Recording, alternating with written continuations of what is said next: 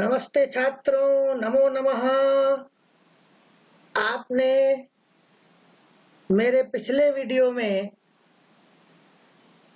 ध्रुवा पुस्तक के द्वादशः पाठः वर्षावर्णनम का सस्वर वाचन एवं हिंदी अनुवाद को समझा था। मैं डॉक्टर दिनेश त्रिवेदी, शिक्षक, शासकीय हाई स्कूल धरोला, आपके सामने पुनः इस वर्षावर्णनम के प्रश्न एवं अभ्यास को लेकर के उपस्थित हुआ हूं। आपने वर्षावर्णनम में देखा था कि वर्षा के समय में प्रकृति में क्या क्या परिवर्तन होता है। आप सबने उसको ठीक से समझा होगा कि जब वर्षा ऋतु आती है तो वर्षा ऋतु के आने पर जो है वह घने बादल आकाश के अंदर छा जाते हैं और अंधकार जैसा व्याप्त हो जाता है। बैल और पशु आदि जो है वो मदमस्त हो जाते हैं। प्रकृति जो बिल्कुल गर्मी की ऋतु में प्रकृति बिल्कुल सूखी सूखी दिखाई देती है, वही प्रकृति जो है जब वर्षा ऋतु आती है तो उस प्रकृति को हरितिमा आच्छादित कर देती है, हरितिमा ढक लेती है और उसके कारण से प्रकृति का दृश्य जो है वह बड़ा ही सुंदर दिखाई देता है। साथ में आपने अन्य परिवर्तनों के बारे में भी देखा होगा। वन जो है वो सुशोभित होने लग जाते हैं, वन के सारे हिस्से सुशोभित होने लग जाते हैं। धरती पर पानी बहने लग जाता है, अर्थात धरती जल से तृप्त हो जाती है और वायु शीतल हो जाती है और गर्मी के जितने भी प्रकोप हैं वो सारे प्रकोप शांत हो जाते हैं। अर्थात प्रकृति में आमूलचूल परिवर्तन हो जाता है। इसी पाठ के अब प्रश्न और अभ्यास को हम समझने का प्रयास करेंगे। आइए पाठ के प्रश्न और अभ्यास को समझने का प्रयास करते हैं। पहला प्रश्न देखिए, यहाँ पर लिखा है एक पदेन उत्तरम लिखत। साफ है, एक पदेन, एक पद से उत्तर लिखो। एक पद से उत्तर लिखो। इस बात को बार बार हर पाठ के प्रश्न अभ्यास में मैं समझाने का प्रयास करता हूँ कि जहाँ पर एक पद लिखा है वहां पर केवल एक पद अर्थात एक शब्द में ही उत्तर देना है।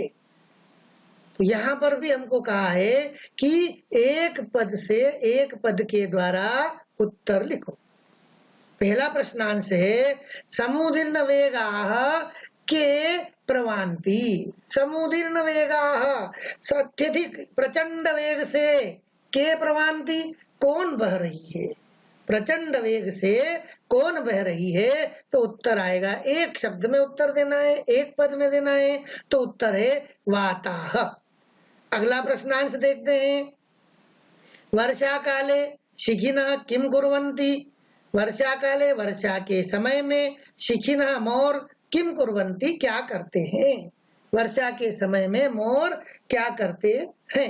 तो उत्तर होगा नृत्यन्ति। क्या करते हैं मोर, नाचते हैं। वर्षा काल में मोर नाचते हैं। अगला प्रश्नांश देखते हैं, वर्षा काले के भांति। वर्षा काले के भांति अर्थात वर्षा के समय में के यानी कौन, भांति यानी सुंदर लग रहा है। वर्षा के समय में कौन सुंदर लग रहा है। प्रश्न होगा वनांताः, अर्थात वन का क्षेत्र जो है वो पूरा का पूरा सुंदर दिखाई दे रहा है। अगला इसी का प्रश्नांश है कह मृदंग नादम करोति। कह यानी कौन, मृदंग नादम, मृदंग की आवाज, मृदंग की ध्वनि, करोति कर रहा है। कौन मृदंग की ध्वनि कर रहा है। तो उत्तर होगा मेघः। अगला प्रश्नांश है घनोपगूढ़म किम। घनोपगूढ़म, घन उपगूढ़म अर्थात घना अंधकार क्या है। घना अंधकार, घने अंधकार में क्या है, घने अंधकार में क्या है। उत्तर होगा गगनम। गगन में घना अंधकार है। अब इसी का प्रश्न 2, एक वाक्येन उत्तरम लिख। पहले क्या था? एक पदेन, अब क्या है? एक वाक्येन। पहले हमको एक पद में उत्तर देना था, अब हमको एक वाक्य के द्वारा उत्तर लिखो। यहाँ पर हमको पूरा वाक्य लिखना है, इसके पहले भाग में हमको केवल एक शब्द लिखना था। आइए इसका प्रश्नांश देखते हैं। पहला प्रश्न है, वारिधराः कुत्र विश्रम्य पुनः प्रयान्ति। वारिधराः अर्थात वारी को धारण करने वाले मेघ, कुत्र कहाँ, विश्रम्य विश्राम करके, पुनः प्रयान्ति पुनः चल देते हैं। मेघ कहाँ विश्राम करके पुनः चल देते हैं? तो उत्तर है, वारिधराः महीधराणां महत्सु श्रृंगेषु विश्रम्य पुनः प्रयान्ति।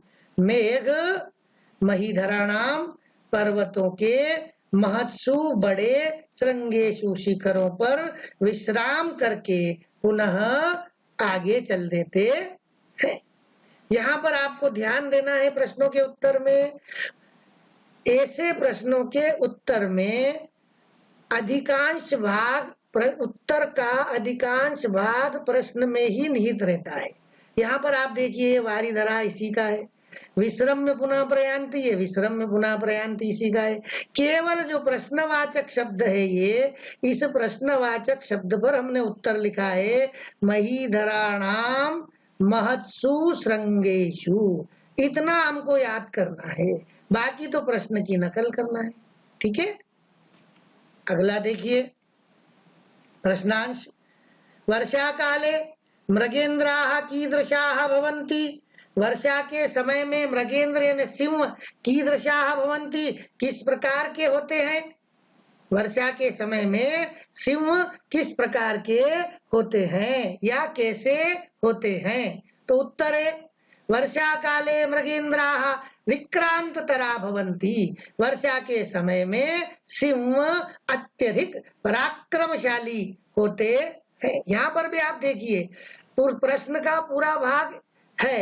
इस प्रश्न में ये वर्षा काले मृगेंद्र, ये वर्षा काले मृगेंद्र, कीदृशाः प्रश्नवाचक शब्द है, इसकी जगह उत्तर आ गया विक्रांततरा, और ये भवंती वैसा का वैसा ही लिख दिया। कितना भाग याद करना? विक्रांततरा।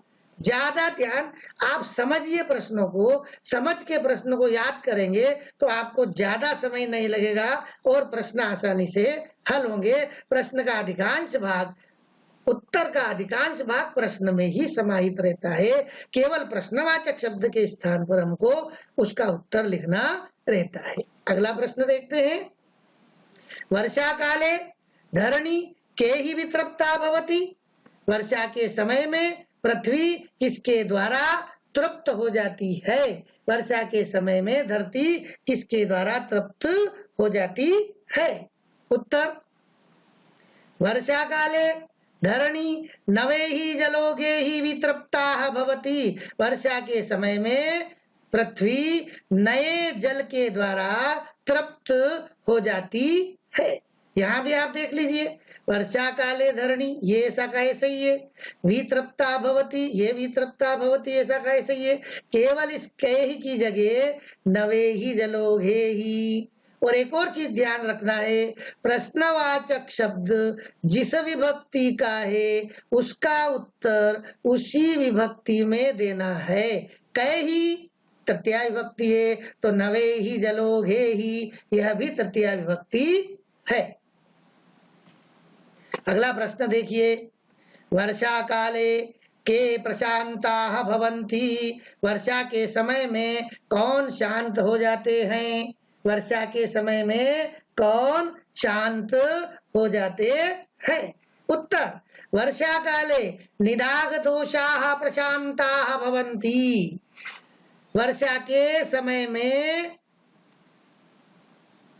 गर्मी के दोष शांत हो जाते हैं। यहाँ भी देख लीजिए, वर्षा काले वैसा ही है, प्रशांता भवन्ति ये ऐसा का ऐसे ही लिखा है, केवल के स्थान पर निदाघ दोषाः इतना ध्यान हमको देना है। आपके प्रश्नोत्तर आसानी से तैयार होंगे और आपको आसानी से इसके अंक सही सही मिलेंगे, क्योंकि हमको ये ध्यान रखना है पेपर के अंदर प्रश्न आता ही है और प्रश्न के अधिकांश भाग को हमको उत्तर में लिखना ही रहता है, तो वहां हम अशुद्धि नहीं करें। अगला देखिए, सुरेंद्र के ही प्रक्रीडितः। सुरेंद्र किसके साथ खेल रहा है? इंद्रदेव किसके साथ खेल रहे हैं? उत्तर देखिए, सुरेंद्र वारिधरे ही प्रक्रीडितः। सुरेंद्र या इंद्रदेव वारिधरे ही, बादलों के साथ, मेघों के साथ खेल रहे हैं।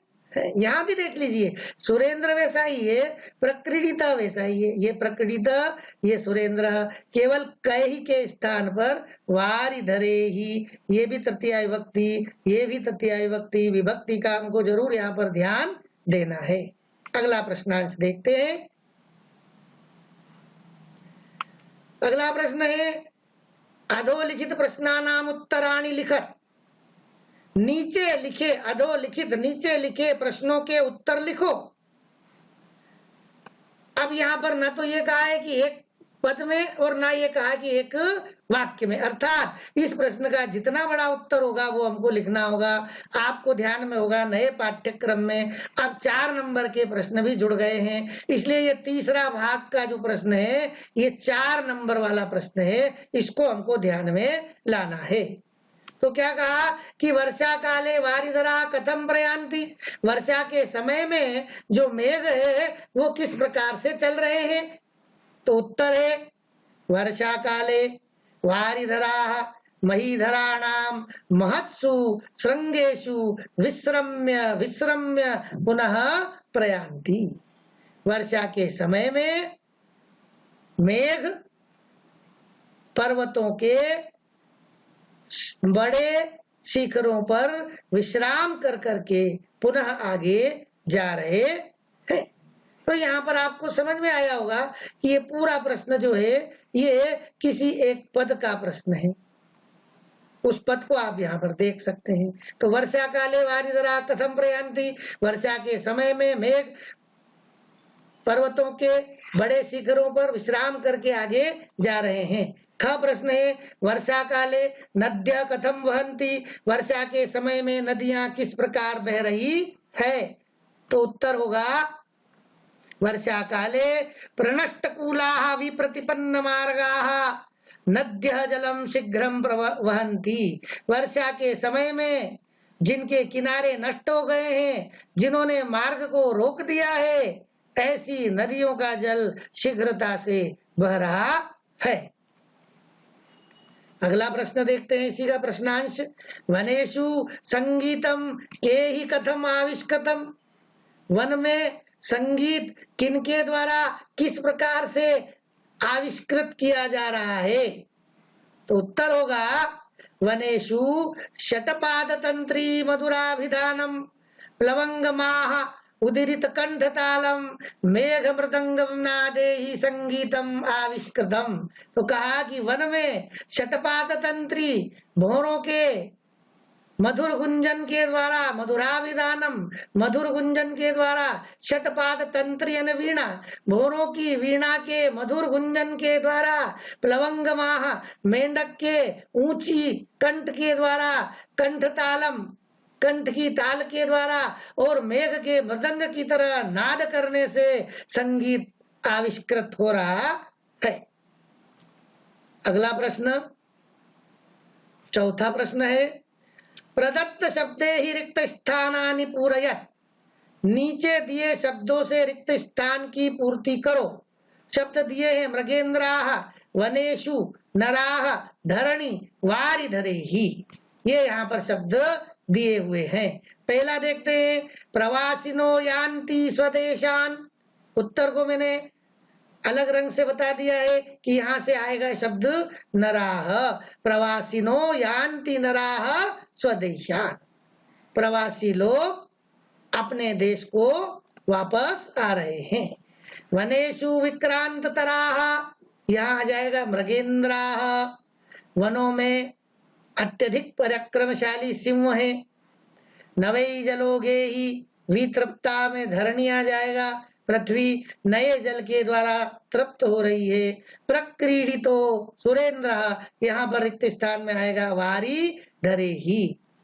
तो सुरेंद्र जो है वो मेघों के साथ क्रीड़ा कर रहे हैं। अगला है कि संगीतमिव प्रवृत्तम, संगीत की तरह प्रवृत्त हो रहा है। कहाँ? तो कहा वनेषु, ये उत्तर होगा वनेषु, वन में संगीत के समान प्रवृत्त हो रहा है। अगला प्रश्न 5वां, यथा योग्यम योजयत, हमको यहाँ पर सही जोड़ी मिलाना है। क्या करना है? सही जोड़ी उचित मिलान करना है। अब यहाँ पर देखिए कि आ और ब दो भाग है। आ में जो प्रश्न लिखा है उसका ब में कहीं उत्तर है, उनको छांट के आ के सामने लिखना है। तो नद्य, यहाँ पर ये वहंती, इसको मैंने उसके सामने लिख दिया है। घनाः, इसका उत्तर है वर्षन्ति, इसको मैंने इसके सामने लिख दिया है। मत्तगजाः, तो ये नदन्ति, ये यहाँ लिख दिया है। वनान्ताः, ये आ गया भान्ति, इसको सामने लिख दिया है। शिखिनः, इसके उत्तर में आएगा नृत्यन्ति, ये इसके सामने लिख दिया है। किसी भी तरह किसी भी स्थिति में प्रश्न के उत्तर में हमको पहले का उत्तर कौन सा है तो हमने वहां उसके सामने क्या कर देते हैं, हम यूं लगा लकीर खींच देते, ये पहले का, ये दूसरा। ये नहीं करना है। ये प्रश्न लिखे, फिर ये क भाग लिखे, और क भाग लिखने के बाद फिर ये उनके उत्तर उनके सामने हमको लिखना है। अगला प्रश्न देखते हैं। 6वां प्रश्न है, शुद्ध वाक्यानां समक्षम आम, अशुद्ध वाक्यानां समक्षम न इति लिखत। शुद्ध वाक्यों के सामने आम, अशुद्ध वाक्यों के सामने न लिखो। आम यानी हाँ, न यानी नहीं। ठीक है। पहला प्रश्न, प्रवासिनः नराः स्वदेशान यान्ति, प्रवासी लोग अपने देश को लौट रहे हैं, तो बिल्कुल सही है, तो इसके सामने लिखेंगे आम। अगला देखते हैं, विपुलाः वर्ष प्रवेगाः पतन्ति, बहुत तेज गति से वर्षा हो रही है, उत्तर सही है, इसलिए आम लिखेंगे। अगला बिंदु है, प्लवंगमाः मृदंगनादम कुर्वन्ति, मेंढक मृदंग की आवाज कर रहे हैं, मृदंग की ध्वनि कर रहे हैं क्या? तो नहीं, मेंढक क्या कर रहे हैं? ऊंची आवाज से कंठताल दे रहे हैं। तो मृदंगनाद कौन कर रहा है? मेघ कर रहे हैं, इसलिए वाक्य गलत है, तो उत्तर लिखेंगे न।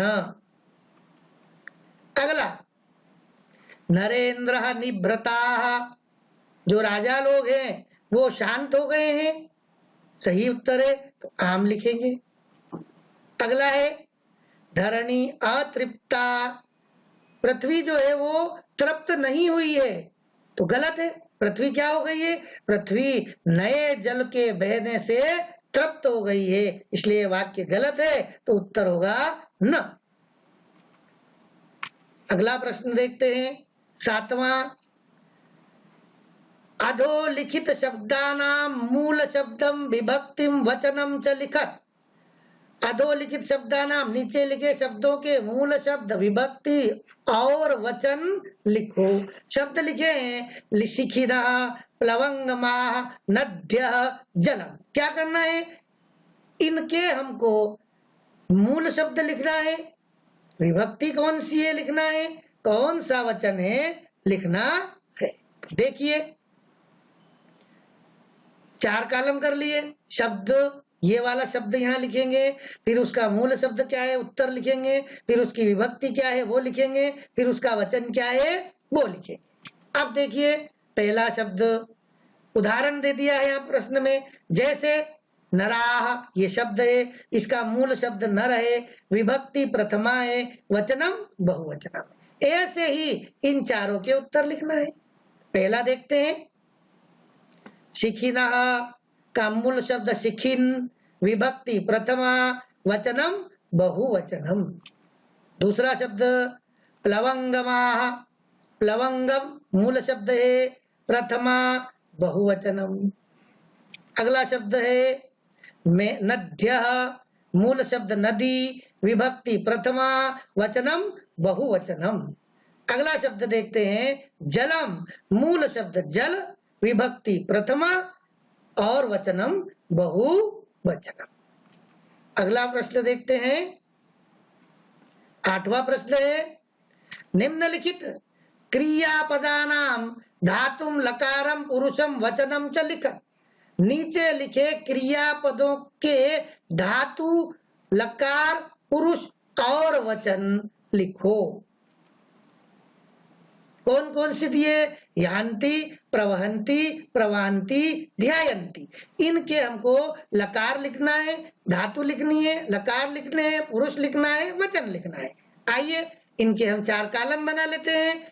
यहाँ क्रियापद लिखेंगे, ये जो क्रियापद दिए हैं इसके नीचे उसकी मूल धातु लिखेंगे, यहाँ पर लकार लिखेंगे, यहाँ पर पुरुष लिखेंगे और यहाँ पर वचनम लिखेंगे। आइए उत्तर को देखते हैं। यान्ति धातु या, लकारः लट लकारः, पुरुषः प्रथम पुरुषः, वचनम बहुवचनम। अगला देखते हैं प्रवहन्ति, प्र उपसर्ग है, वह धातु है, लकार लट लकारः, पुरुषः प्रथम पुरुषः, वचनम बहुवचनम। फिर अगला देखते हैं प्रवान्ति, प्र उपसर्ग है, वा धातु है, लकार लट लकारः, पुरुषः प्रथम पुरुषः, वचनम बहुवचनम। अगला है ध्यायन्ति, में धातु है ध्याय, लकार लट लकारः, पुरुषः प्रथम पुरुषः, वचनम बहुवचनम। अब आप देखिए कि इसी प्रकार के प्रश्न परीक्षा में भी आ जाते हैं, तो हमको इसी तरह से लिखना चाहिए उत्तर उनके। पहले क्रियापद लिखें, फिर क्या पूछा है, लकार पूछा हो तो फिर लकार लिखें, वचन पूछा हो तो वचन लिखें, मूल धातु पूछी हो तो मूल धातु लिखें। जो भी वहां पर जिस तरह से पूछा गया उसी तरह से इस प्रकार की व्यवस्था से प्रश्नों के उत्तर हमको लिखना चाहिए। अगला प्रश्न, अधोलिखित पदानाम संधि विच्छेदम कृत्वा संधि नाम लिखत। नीचे लिखे पदों का संधि विच्छेद करके संधि का नाम लिखो। यहाँ पर हमको संधि युक्त शब्द दिए हैं, ये संधि युक्त शब्द हैं। नद्यौ जलम, घनोपगूढ़म, जलौघेहि, सहिमोध्य, ये यहाँ पर दिए हैं। इनका हमको संधि विच्छेद करके संधि का नाम लिखना है। आइए देखते हैं। कॉलम बना दिए 3 हमने। पदम, ये पद यहाँ लिखेंगे, फिर उसका संधि विच्छेद यहाँ लिखेंगे, फिर संधि का नाम यहाँ लिखेंगे। अब देखिए मृगेन्द्राः, संधि विच्छेद करेंगे तो मृग धन इंद्राः, गुण संधि क्यों है? मृग, अ के बाद ई, अ के बाद ई आता है तो ए हो जाता है, इसलिए मृगेंद्र, ये अ और ई मिलके ए हुआ, इसलिए यह गुण संधि का उदाहरण है। अगला देखते हैं नद्यौ जलम, नद्यः धन जलम। अब यहाँ पर ये विसर्ग है, आपको दिखाई दे रहा है, तो जहां विसर्ग है उसको तो हम आसानी से समझ जाए, विसर्ग संधि है, और विसर्ग संधि में विसर्ग का ओ हो जाता है, नद्यौ जलम। ठीक है।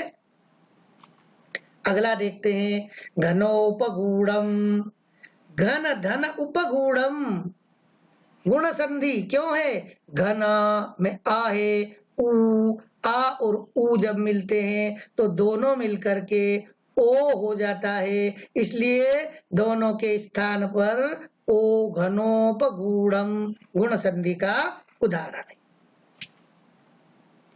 अब देखिए जलौघेहि, जल धन औघेहि, वृद्धि संधि, आ धन औ आया है तो दोनों का मिलके भी औ होगा, ये वृद्धि संधि का उदाहरण है।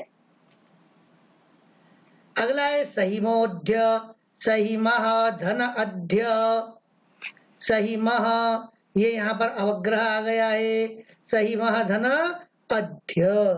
अब यहाँ पर अगर हम देखते हैं तो यह विसर्ग संधि का उदाहरण है। अगला प्रश्न देख लेते हैं। 10वां प्रश्न है, अधोलिखितान उपसर्गान योजयित्वा शब्द निर्माणम कुरु। अधोलिखितान नीचे लिखे उपसर्गों को योजयित्वा जोड़ करके शब्द निर्माण करो। यहाँ पर उपसर्ग दिए हैं प्रति, वि, अधि, सम, उत। अब आप जानते होंगे उपसर्ग किसे कहते हैं। तो उपसर्ग का सीधी परिभाषा है, जो शब्द के आगे जुड़ते हैं वे उपसर्ग कहलाते हैं। तो हमें क्या करना, ये उपसर्ग है, इनको किसी शब्द के आगे जोड़ करके एक नया शब्द का निर्माण करना है। देखिए कैसे, हमने यहाँ पर कर दिया उपसर्ग, ये वाले उपसर्ग है, ये इसके नीचे लिखेंगे, फिर यहाँ कोई मूल शब्द लाएंगे उसको लिखेंगे, फिर दोनों को जोड़ करके यहाँ पर उपसर्ग युक्त शब्द लिखेंगे। तो पहला देख लेते हैं, जैसे उदाहरण दिया, उदाहरण देके बताया, जैसे यथा, जैसे प्र उपसर्ग है, शांतम मूल शब्द है, इसमें प्र जोड़ दिया तो प्रशांतम बन गया नया शब्द। इसी प्रकार से इनके साथ भी हमको नया शब्द बनाना है। तो देखिए पहला प्रतिधन दिनम, दोनों को मिलाया प्रतिदिनम, नया शब्द बन गया। फिर अगला देख लेते हैं, वि धनशेषः विशेषः, शब्द के अर्थ भी बदल जाते हैं। देखो शेष यानी बचना और विशेष यानी विशेष। फिर अधिधनपति, पति यानी स्वामी होता है, अब अधिपति नया शब्द बन गया। फिर देखिए समधनमानम, सम्मानम नया शब्द बन गया। और देखते हैं उत्धनथानम, उत्थानम।